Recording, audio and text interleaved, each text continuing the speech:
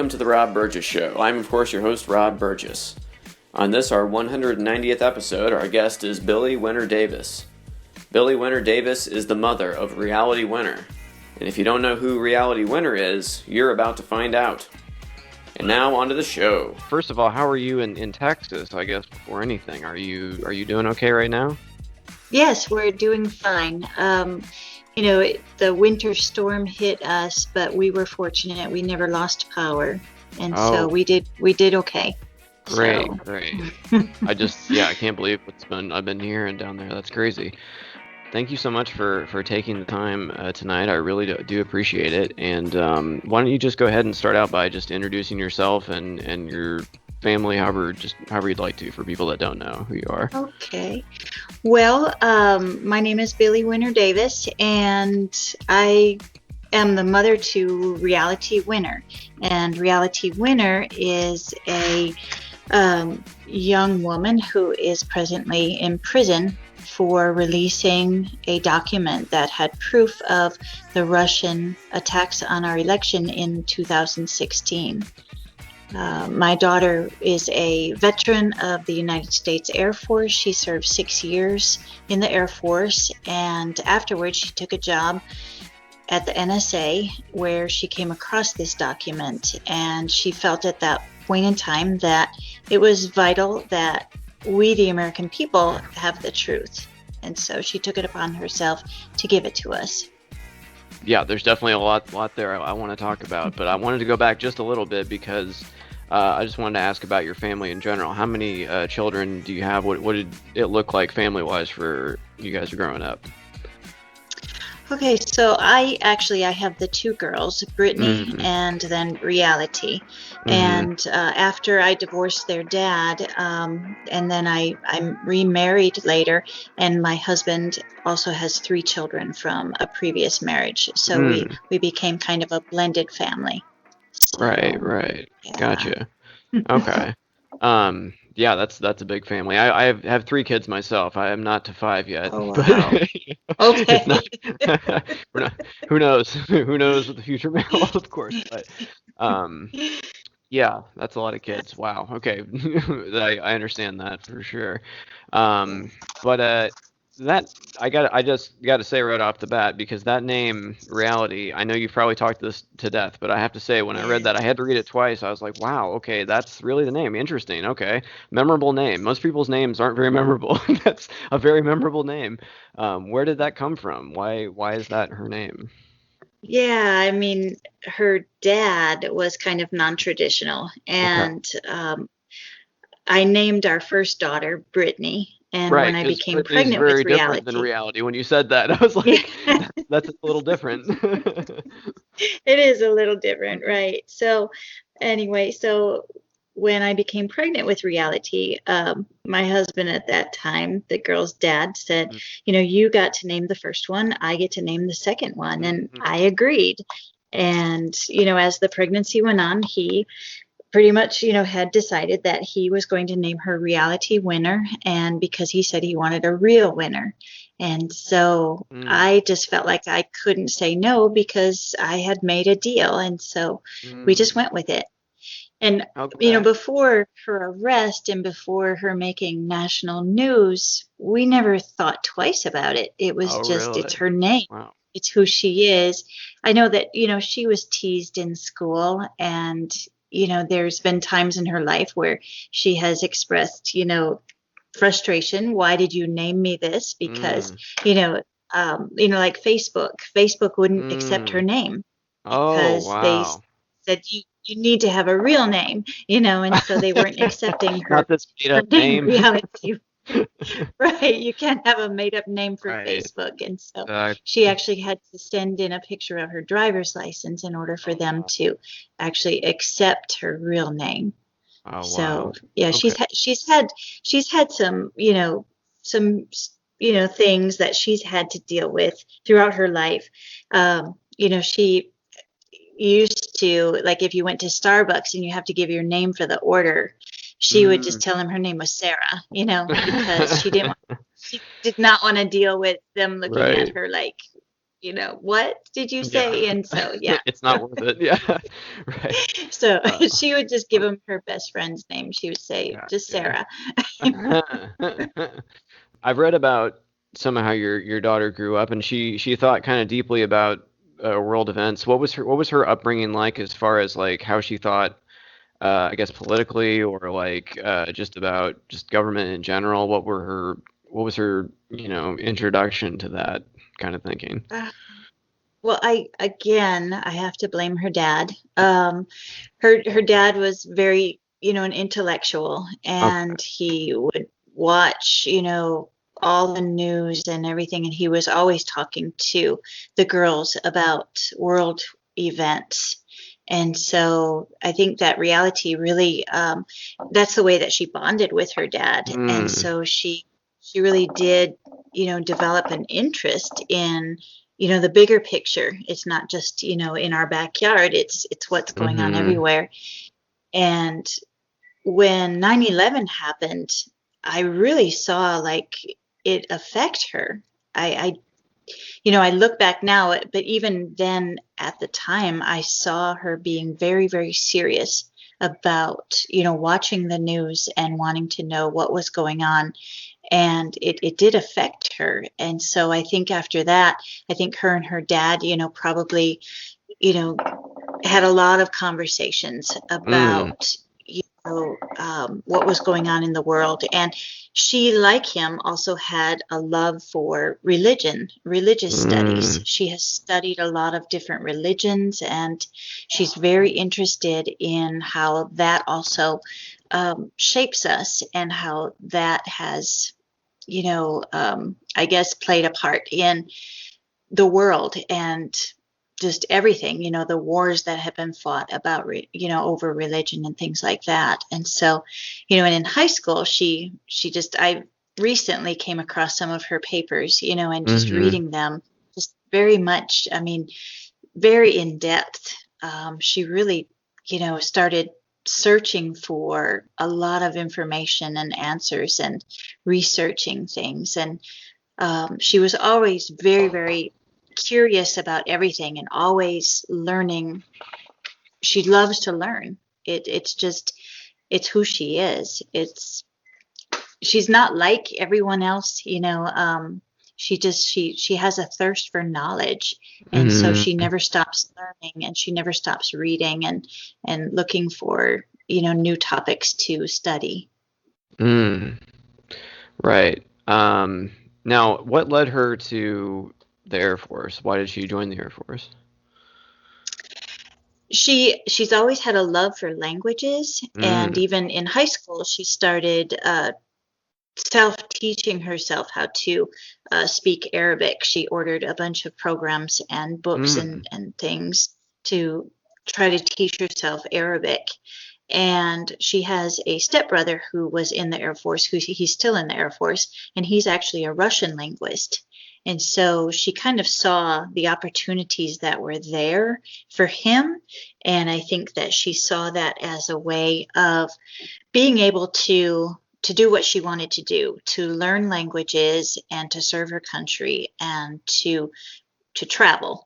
Although, when she did get into the Air Force and she was trained as a linguist, she found out that, they don't allow their linguists to travel. They keep them very protected. And so that was kind of a letdown for her, as far as, a reason why she wanted to join the Air Force was, to get the experiences that she had seen her older stepbrother have. She served for 6 years. That's right? That's right. Right, Yes. right. Where was she at Yeah. during her time there? Where was she stationed and stuff? Yeah. She did her basic training at Lackland in San Antonio, Mm. Texas, which is about 2 hours north of where she grew up. Okay. And then after that, because of the linguist program, she spent about a year and a half in Monterey, California, at the Presidio. Mm-hmm. And that's where Okay. the DLI is, the Defensive Language Mm. Institute is. That's where all of the armed forces train their linguists there in Monterey. And after that, then she was stationed at Fort Meade in Maryland. And Mm-hmm. so she spent the remainder of her days at Fort Meade. She was selected for a specialty language program in Pashto. In Monterey, she learned Dari and Farsi. And then when she got to Fort Meade, she was selected to do kind of like a crash course on Pashto. And so she was excited to have done that because that was her first language that she wanted to learn. And then she also during her 4 years at Fort Meade was selected for a deployment to Georgia, Augusta, Georgia, for Mm. a special operations that she was selected for. So Okay. she went there for about 6 months and then Gotcha. returned back to Fort Meade. So Gotcha. And she yeah. worked with drones. Am I right about that? Or Yes, okay. I'm not, I mean, You're I not. don't Yeah. have a lot of knowledge about what she Okay. did. I know that, Gotcha. she worked at the NSA there at Uh-huh. Fort Meade and she worked at the NSA there at Augusta. And I know that she was tied to missions. And so she Okay. was doing real time, interpretations and communications and Mm. helping them, um, helping our soldiers on the field and identifying targets. It wasn't until she was actually discharged from Mm-hmm. the Air Force and Right. she brought home her commendation medal and her certificate that went with it, where I actually got a glimpse of what it was that she was doing when she was working for the Air Mm. Force. Is she was identifying enemy targets to be I removed see. from the field. Wow. Um, Okay. But getting to the thing that you spoke of, and that I became, of course, familiar with her story from, that happened actually just after she was in the Air Force. She'd already left the Air Force at that point, right?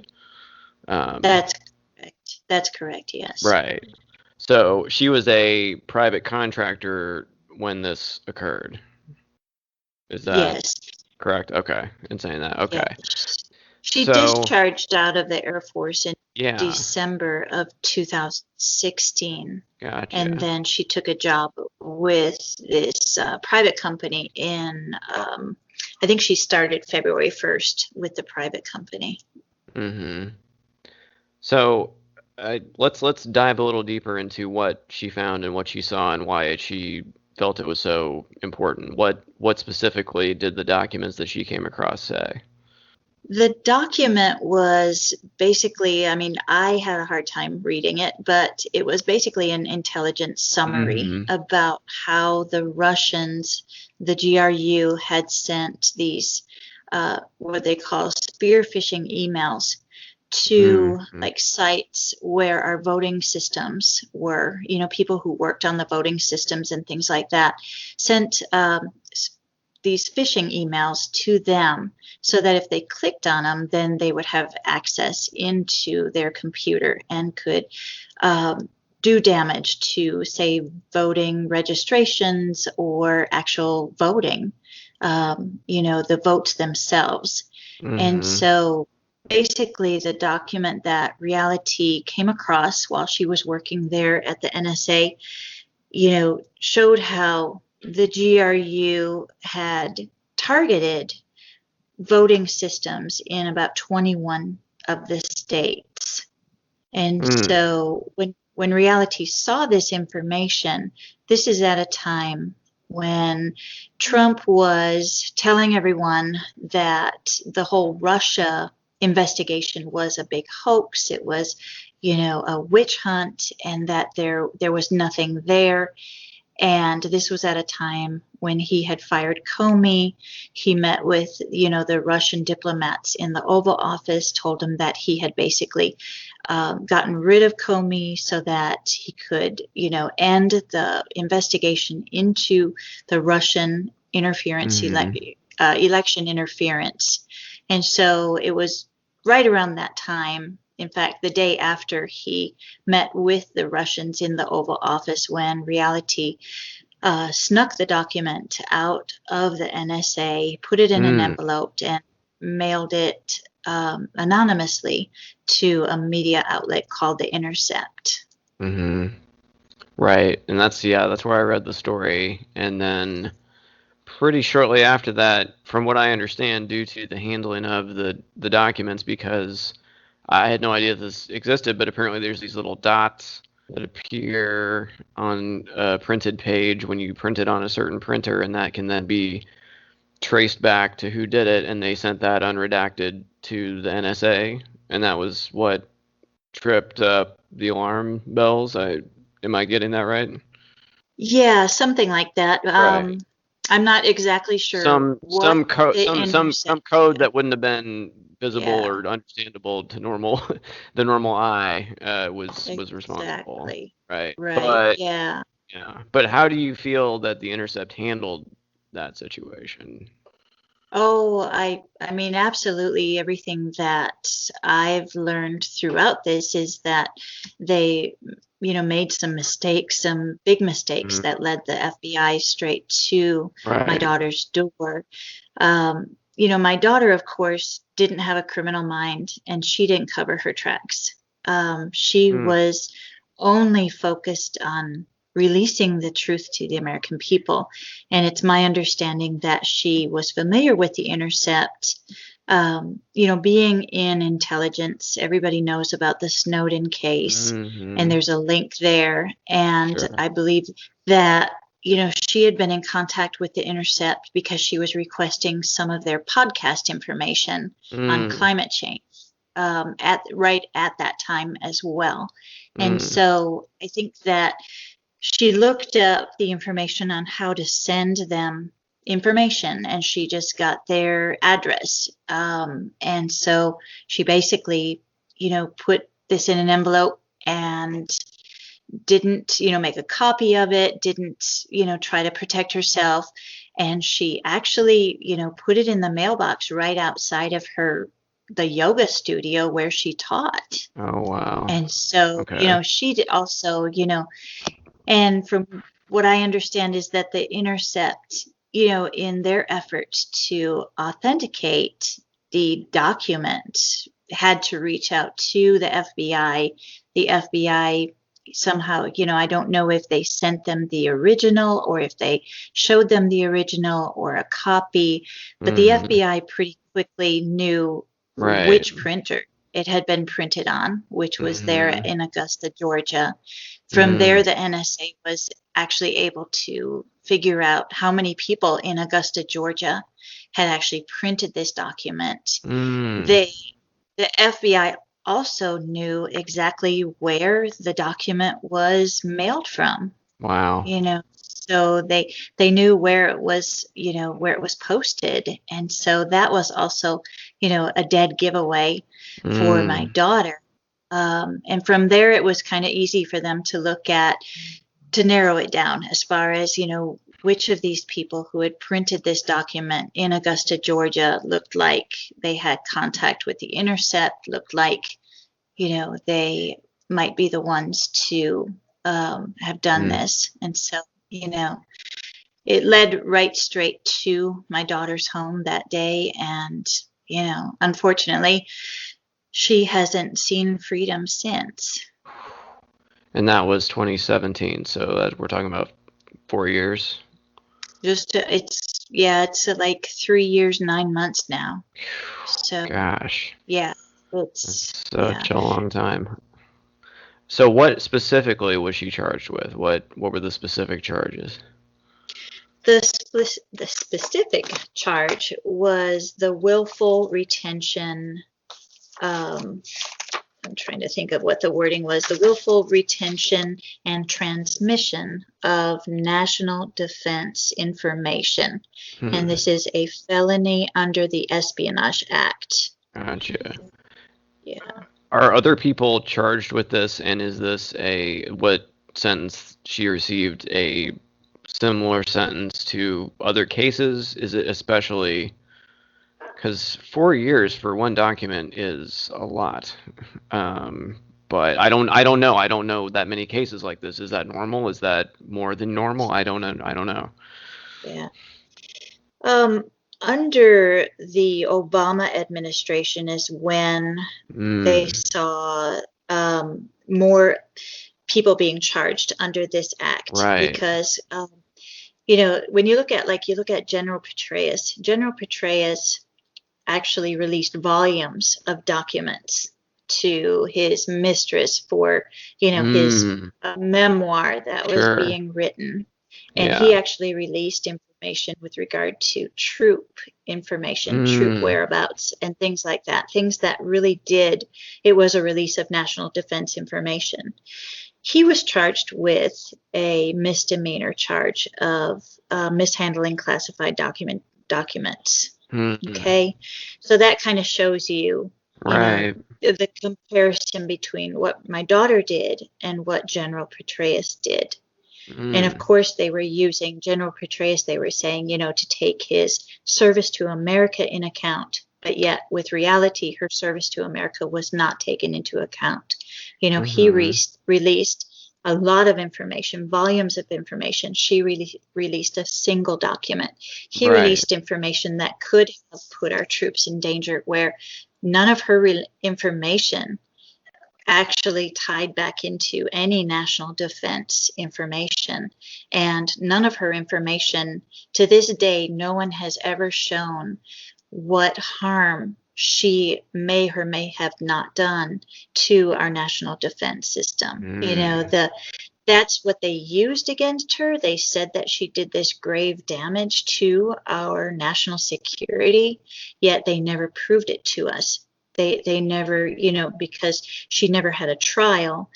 She pled guilty, so they never had to prove it to anyone that she did this grave damage to our national mm, defense. Um, and so, as I was saying, under the Obama administration, there were more people charged with this. And basically, the charge under the Espionage Act makes it so difficult for anyone to mount a defense. And so, more times than not, you're going to see a plea deal. Like my daughter, you're going to see somebody plead out, because otherwise they never see an end of it. They never see an mm-hmm. end to it, and there's no way to defend themselves.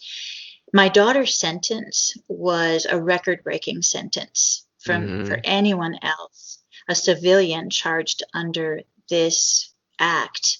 Um, Nobody has ever gotten near the sentence that she got, especially when you take into account that she released a single document. Now, Mm-hmm. granted, the law does state that it's punishable up to 10 years in prison.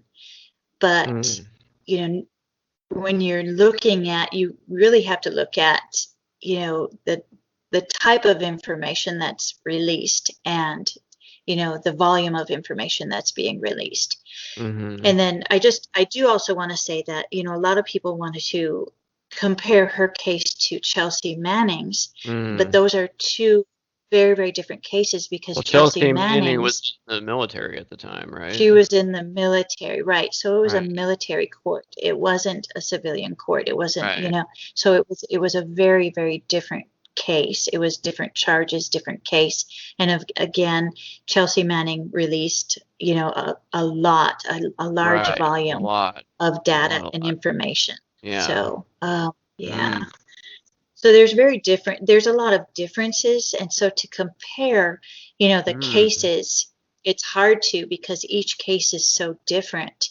But definitely, when they were able to get the sentence for reality, the prosecution acknowledged that this was the longest ever sentence. And the prosecution, they actually gave out awards for Hmm. the people that were involved in her prosecution Wow. and for securing that record-breaking sentence. Goodness.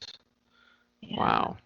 Well, it sounds like they were trying to make an example by throwing the book at her, right? I mean, it's like basically, it seems like it's kind of sending a message, I would think. I mean, That's just, Yeah. it just seems like over the top for the amount of information. And again, I don't know much about this area of the law, but I just, as a layperson, it just seems excessive. But she is, well, going back, well, before we get into that, how were you taking all this? How did you find out about this? How did you feel when you heard that your child is mixed up in all this? And I just, as a parent, I would be losing my mind. I don't know. Exactly, right. Yes. Prior to, June 3rd, 2017, we were, a pretty normal, quiet family. My husband and Right. I were both, enjoying our careers and looking forward to retirement. We had the empty nest syndrome and just a very quiet life. And my husband got the call on June 3rd from Reality and an FBI agent who was there at her house with her and letting my husband know that she was being taken into custody. And so later that night, she was able to call us after they had booked her into jail. And, you're just in shock. You're just in shock. I had no idea how to respond. I had no idea what to even ask her. I asked her if she knew what she was being charged with. And she said it had to do with her work. She said it was that she had leaked a document, and so we drove up to Georgia. Actually, we got in the car very next morning. We drove up to Georgia, no stops, because we wanted to be there for her first hearing on Hmm. that Monday. And that was basically, the hearing was, they called it like a complaint against her, Mm, and such a mild yeah. word for what what's going Yes. on. And they were very vague about Mm, the charges, and just saying that she mishandled classified information. That's all that they really said. And so we really, even walking out of that courtroom that day, we didn't have a sense of what was going on. And they denied her bail that day, and they wanted to hold a full-blown bail hearing. And so that was scheduled for like that coming week, that Thursday. And so walking out of the courtroom, we were just devastated. Number one, that she has to stay in jail. And number two, not having any idea what's going on, what is happening, to our daughter. And so our phones immediately just started blowing up. I mean, we were being contacted by reporters and people from everywhere. And at first it was like, we're not answering these calls. We're not answering these calls because we don't know what's going on. And at mm, some point, I made the decision to take a call and to tell the reporter, and it was a guy from CNN. I said, mm, before you ask me anything, can you tell me what's going on? Because I, mm, I really do not know what's happening here. And so he was like, you don't know what your daughter's being charged with? And I said, no, I don't. And so he's the one that actually let me know, that she was being accused of leaking this document. My very first instinct was, well, then they've got the wrong person, because, whew, my daughter doesn't work anywhere near the Russian, mm, forum at all. I mean, she has absolutely nothing to do with Russia in her field. And so I figured that they had the wrong person. Like, there's no way that mm, she would even have access to something like this. How is it that she would have access to a classified report on Russian election interference? She, right. so, but as it unfolded, we kind of, got the message that no, this is exactly who they're after, and found out that she had actually confessed to this. And then it was just a matter of, where do we go from here? They denied her bail again. They called her a danger to America. They called her a flight risk. They insinuated that because of all of the languages that she knew, and because of her knowledge of Middle Eastern culture, that she might be like an asset to them. Like they could Hmm. hire her we'd never see Reality Winner again, and she would do grave damage to America. You know, they totally they used her, where, remember we talked about General Petraeus, where they said, because of his service, they gave him credit for that. Well, with Reality, they didn't give her credit for that, and in fact, they used it against her. They painted a picture of somebody who actually, they insinuated that she actually went into the Air Force for this purpose, to betray her country. My daughter joined the Air Force at the age of 18, before Russia intervened in our elections. I mean, for them to twist everything and to turn it into something so, I guess, just hurtful and hateful against her was something just really, it angers me. Right. Well, I mean, the administration at the time had a vested interest in throwing, attention away from and clamping down on those who might suggest that the election had anything to do with Russia, and this is a perfect example of that. But like, make them turn it back around on them. Don't deal with the contents of the thing and turn it back around on them. Sure, that's a common tactic. But now, there is a new administration now. Do you have any hope that the Biden administration, because you mentioned the Obama administration, and they did use that act a lot too, and how do you think you can get any traction now that there's a change of the guard at the top? I don't know. We've been trying. We've been trying to make as much noise as we can. We've been trying to reach out to the White House, to Biden, to anyone who has any connections to him. And I don't know how he stands with this. There's been no response whatsoever from this administration or anyone who's close to him. Wow. So we don't really know what the response is, what, his viewpoint on this would be, whether he would consider that. And at this point, what Reality has filed for is clemency. She's not asking at this point for a full pardon or anything like that. She's just asking for clemency to commute her sentence to time served. And she's already done 3 years and 8 months of a 63-year sentence. There's so many people out there that months. Yeah, her sentence is 63 months of prison time. And so she's already done the 40, I think we're at 45 months, going on 46 months. Is there any time for good time for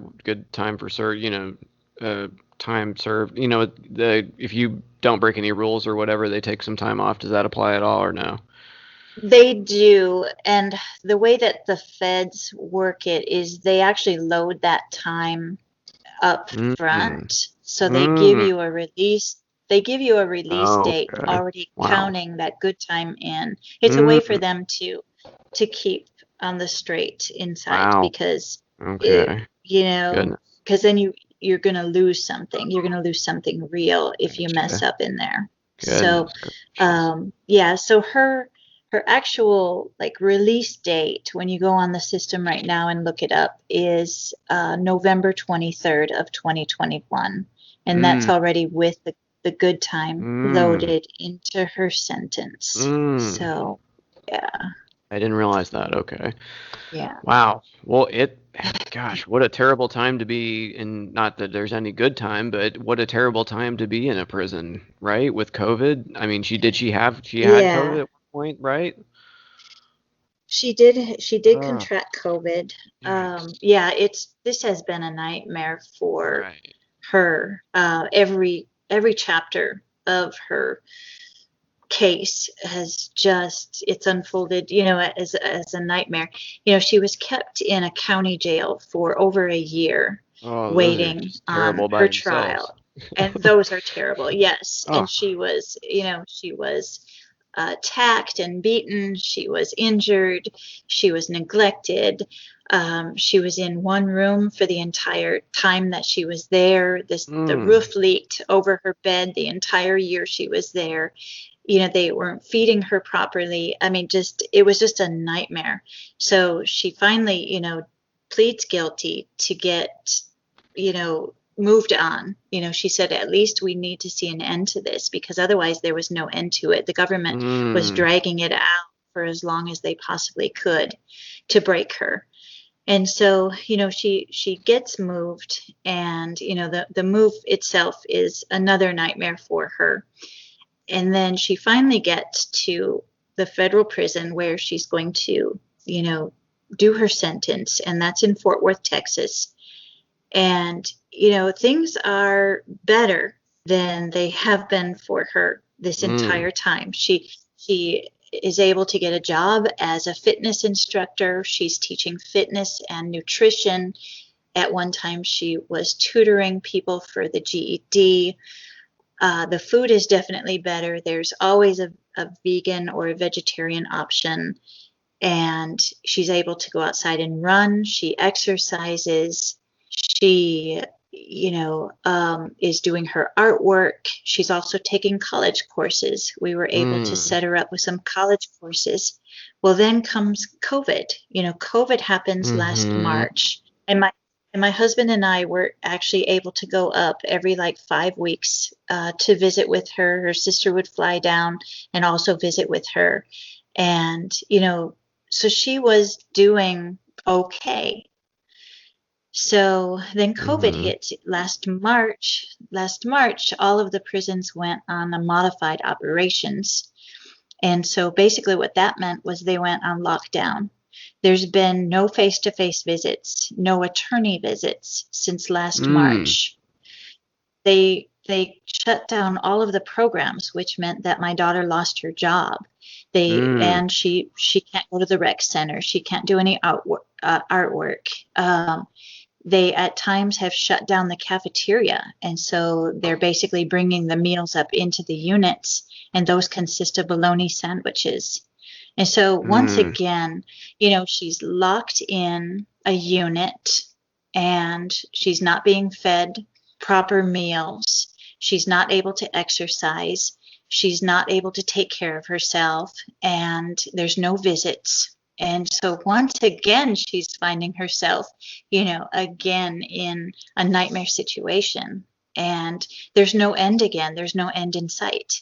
Even though Governor Abbott has said that he's going to open up Texas 100% this week, that doesn't mean that the federal prisons are also going to open up 100%, which, I bet they're not. And so, she's stuck in this situation that's just unbearable. And, and I wish there was more reporting being done on these lockdown conditions, because, they're violating all kinds of rights, and they're calling it modified operations to protect them from COVID, which they didn't do a good job of protecting them from COVID anyway. My daughter did petition for compassionate release with the prison system, and her attorneys also did file back with the district court in Georgia, where she was sentenced for compassionate release, and she was denied. After the denial, they actually appealed it, and the appellate court stated that, they might have ruled differently than what the district judge did, but they were not going to overturn his ruling. And so she was denied compassionate release as well. Wow. And as you said, she ended up getting COVID in prison, along with 500 other female inmates in that prison. So, man. Yeah. No, I think just anybody, because I've been writing about long-term care facilities too. It just reminds me of that. Just it's been same situation, just terrible. Any congregate living situation has been just it's just so frustrating how it's been handled. Yeah. But wow. So hopefully though, even if there is no action from the top, I say only, it's going to feel like forever, I'm sure, a couple more months, I hope, right? Before she would be out. Have you talked about what is going to happen when she gets out? What she's going to do? Where she's going to live? What she's going to, I don't know, anything? Well, her release address is here with us. Oh, okay. Well, They have to have a release address, gotcha. and they actually have to have an address that can be, verified ahead of time. Okay. My husband and I, we have 20 acres here, Oh, and so we actually, okay.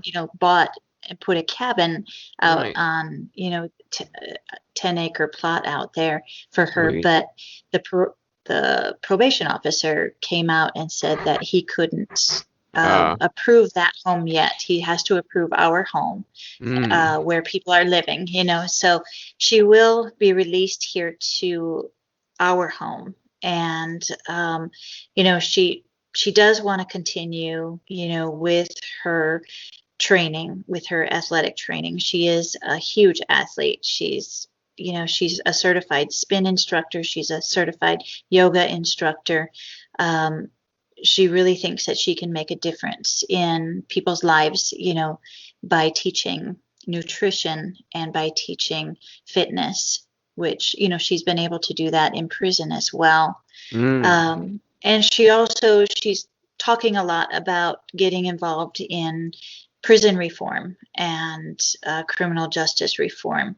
She has witnessed so much. She's witnessed, mm-hmm, the inequities that go on within our system, and just the stories, about how people are, doing 10, 15 years on a single drug charge, you mm-hmm, know, and, just their entire lives and their children's lives and their families' mm, lives are just being ruined because of addiction, mm-hmm, So, she talks to me about these things. She talks to me about, the things that she's experiencing, the people that she's meeting, and the, just the sad and horrible stories, the stories about people who don't have money, who can't afford mm-hmm. an attorney, and Right. who have to settle with a public defender who meets with them 5 minutes before their court date. It's a really scary system that we have. Mm-hmm, And so she talks a lot about how we're going to, fight for prison reform and mm-hmm, make some changes. So mm-hmm. Yeah. that's what she Well, wants to do. So sure. I can understand why that would be a passion of hers.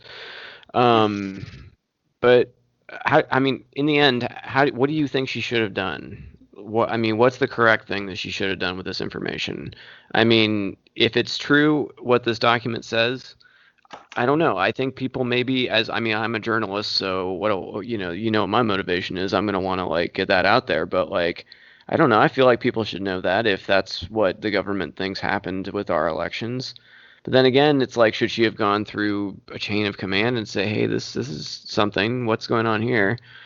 I mean, what should she have done? I don't know. What do you say? well, first of all, as an American who thought that we were a country governed by Americans, by ourselves, Mm-hmm. I have to ask why something like this was being hidden from us, Mm-hmm. why it was that this wasn't brought out sooner, why it Mm-hmm. was that we had an administration that was lying to us, not just about this, but about many, many things, and why that was okay. Why would a document like this be classified to the level that the American people didn't know the truth? And in fact, the 21 states that were targeted, that this document showed were Mm-hmm. targeted, they were not even aware of, Mm-hmm. the threat to their systems. And they were asking the same question I'm asking. Why weren't we told? How do we Mm-hmm. protect ourselves if we're not told about these things? And so that's my first thing. And Mm-hmm.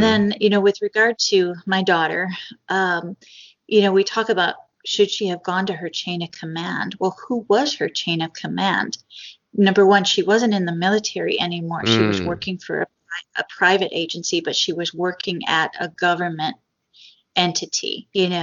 That document that my daughter released was the #1 read document at that time within the NSA, within the intelligence communities. Wow. So here you have, my daughter was 25 years old in that moment of time, knowing that this is the #1 read document, yet nobody is releasing it. Nobody is telling the truth. I can understand what would make a 25-year-old frustrated to the point of saying, you know what, this has to get out there. And if I'm the only one brave enough, then I guess I'm going to be the only one brave enough. Because when you think about that, thousands of people had seen and read that document that week, the same week that my daughter released it. But no one was bringing it forward. So, and if reality had not brought this document forward, where would we be in the Russia investigation? Right. Well, that was what I was also going to ask you. It's like, what do you think about people that are just so dismissive of the Russia thing? It's like, we have some, look at, that's what I always say. It's like, look at what Reality Winner showed us. You know what I mean? That's always what I say when somebody gives me that old, this nothing burger thing. It's no, there's something. I don't care if you you can say it's less or more, but there's not nothing, right? There's something here, something going on. Otherwise they wouldn't have come down so hard on this person. So, I don't know. It's such a strange case. No, it's not strange. I feel like I understand the motivations of the people involved, but gosh, well, thank you so much for taking. I mean, I've taken almost an hour of your time here, and I know it's getting late, and it's a Monday, so, but we've probably got to both work in the morning, I'm sure. So, but I wanted to ask. I always ask this before we go. What music have you been listening to lately?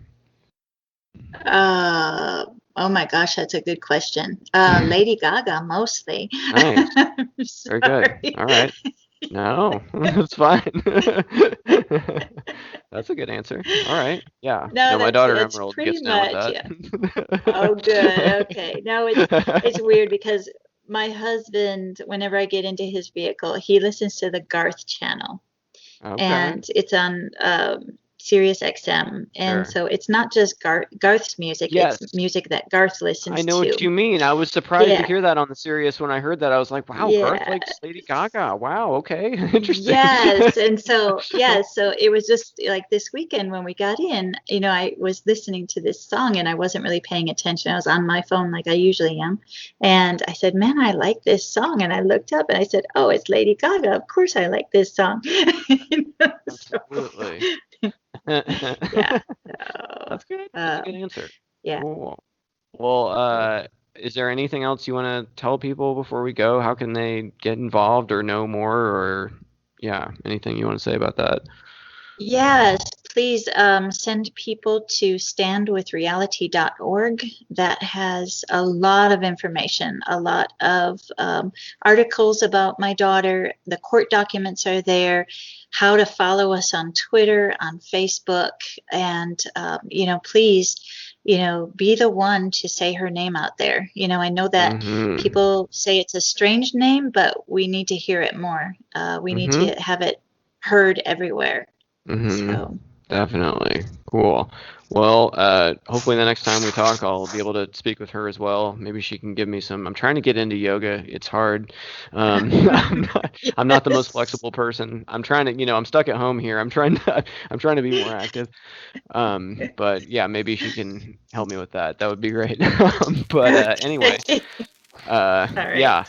Have a good night. Thank you so much, and I'll talk to you soon. Right. Thank you, Rob. Bye-bye. Okay. Yeah. Have a great night. Bye-bye.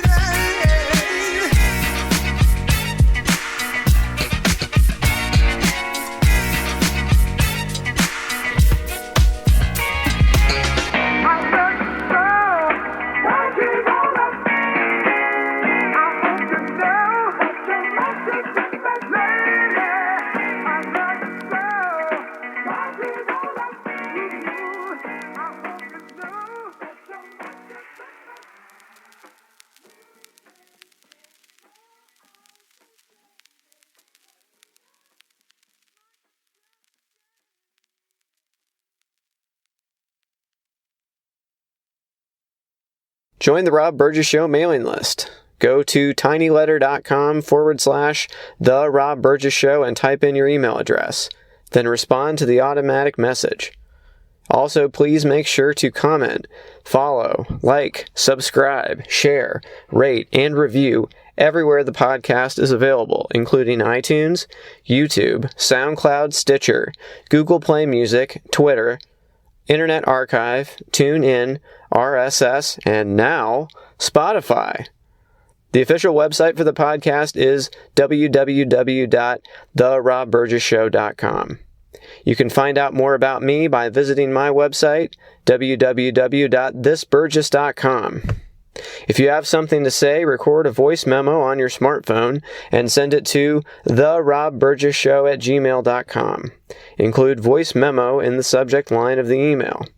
Also, if you want to call or text the show for any reason, the number is 317-674-3547. Until next time.